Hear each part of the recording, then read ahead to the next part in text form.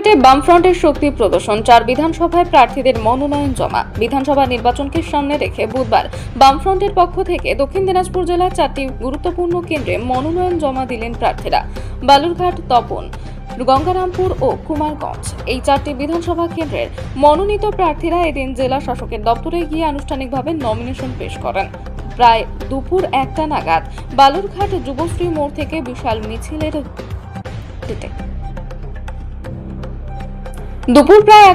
বালুরঘাটের যুবশ্রী মোড় থেকে বিশাল মিছিলের মাধ্যমে প্রার্থীরা জেলা শাসকের দপ্তরের উদ্দেশ্যে রওনা দেন। বামফ্রন্ট কর্মী সমর্থকদের উপস্থিতিতে মিছিল ঘিরে তৈরি হয় উৎসব মুখর পরিবেশ। স্লোগান, পতাকা আর ব্যানারে মুখরিত হয়ে ওঠে গোটা এলাকা।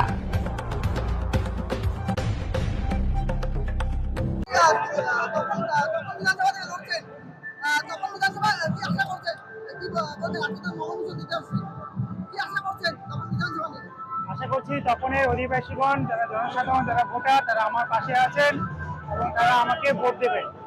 কারণ এই রাজ্যের যা অবস্থা, তাতে করে আমাদের রাজ্যের অবস্থা খুবই খারাপ। বিশেষ করে আমাদের তপন বিধানসভায় অনেকগুলো সমস্যা রয়েছে। রাস্তাঘাটের বেহাল অবস্থা, তার সঙ্গে স্বাস্থ্য পরিষেবার মান তলানিতে ঠেকে গিয়েছে এবং পানীয় জলের সমস্যা রয়েছে।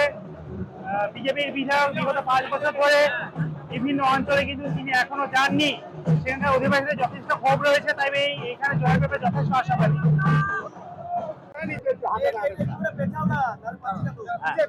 শুরু করে নালাবার লোক চলে আসবে।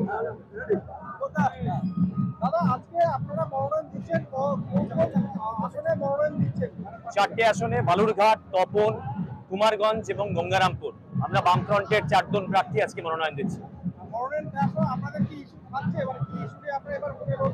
বামপন্থীদের চিরকালই একটা মূল ইস্যু, সেটা হচ্ছে কর্মসংস্থান, তার সঙ্গে কৃষি, শিক্ষা এবং স্বাস্থ্যের পুনর্গঠন, তার সঙ্গে লোকাল আমাদের অনেক ইস্যু আছে, যেমন বালুরঘাটে মেডিকেল কলেজ, আমাদের জেলার সেটা গঙ্গারামপুর হোক, তপন হোক, আপনার কুমারগঞ্জ হোক, বিভিন্ন দাবি তার সঙ্গে জড়িত আছে।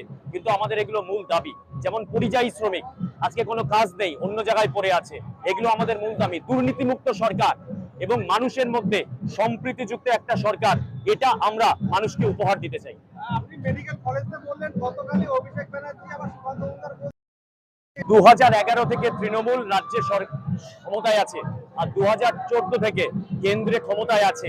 এতদিন পরে তাদের হঠাৎ করে কেন মেডিকেল কলেজের মনে পড়লো 23শে এপ্রিল? তো সেই জন্য কি আমরা তো দীর্ঘদিন নিয়মিতভাবে মেডিকেল কলেজের দাবি, তার সঙ্গে বিশ্ববিদ্যালয়ের দাবিটা করেই এনেছি, সেটাও পূর্ণাঙ্গ হয়নি। তাই আমাদের দাবিগুলো কিন্তু চিরন্তন, আমরা প্রতিদিন এর জন্য পথে ঘাটে থাকি।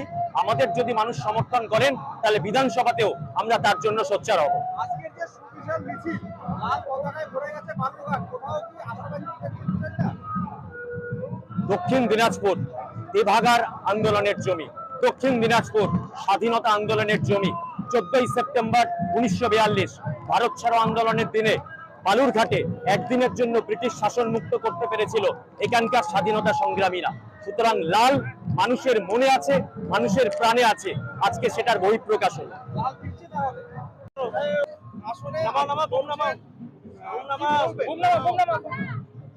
কুমারগঞ্জ আসনে কি বলবো, কুমারগঞ্জ আসনে দীর্ঘদিন ধরে তৃণমূল ক্ষমতায় রয়েছে, সেখানটায় এবার আপনি লড়ছেন বামেদের হয়ে, কতটা আশাবাদী, কি বলবেন?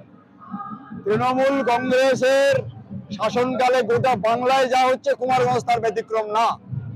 লুট, দুর্নীতি, ঘুষ আর উন্নয়নের নামে টাকা লুট করে খাওয়া, সরকারি অর্থ, জনগণের ট্যাক্সের টাকা, সমস্ত অফিসে দুর্নীতি আর উন্নয়নের নাম করে মানুষকে ধোঁকা দেওয়া।